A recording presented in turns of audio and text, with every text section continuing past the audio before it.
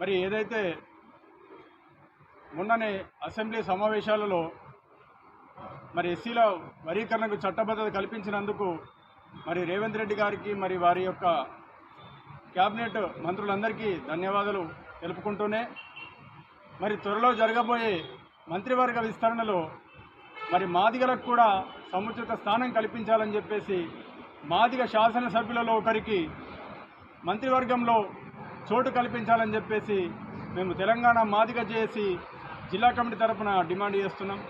ఎందుకంటే గతంలో ఉన్నటువంటి బీఆర్ఎస్ ప్రభుత్వం కూడా మాదిగలకు మంత్రి పదవి ఇచ్చినట్టే ఇచ్చి మరి లాక్కొని అవమానపరచడం జరిగింది. మరి ఇప్పటికైనా మరి తెలంగాణ రాష్ట్రంలో ఉన్నటువంటి కాంగ్రెస్ పార్టీ మరి మాదిగలకు అనేక విషయాలలో చోటు కల్పిస్తున్నామని చెప్పేసి చెప్తుంది. కాబట్టి జరగబోయే మంత్రివర్గ విస్తరణలో ఖచ్చితంగా మాదిగ శాసనసభ్యులలో ఒకరికి మంత్రి పదవి ఇవ్వాలని చెప్పేసి మేము ఈ సందర్భంగా రేవంత్ రెడ్డి గారితో పాటు మరి వారి యొక్క అధిష్టానానికి మేము విజ్ఞప్తి చేస్తున్నాం.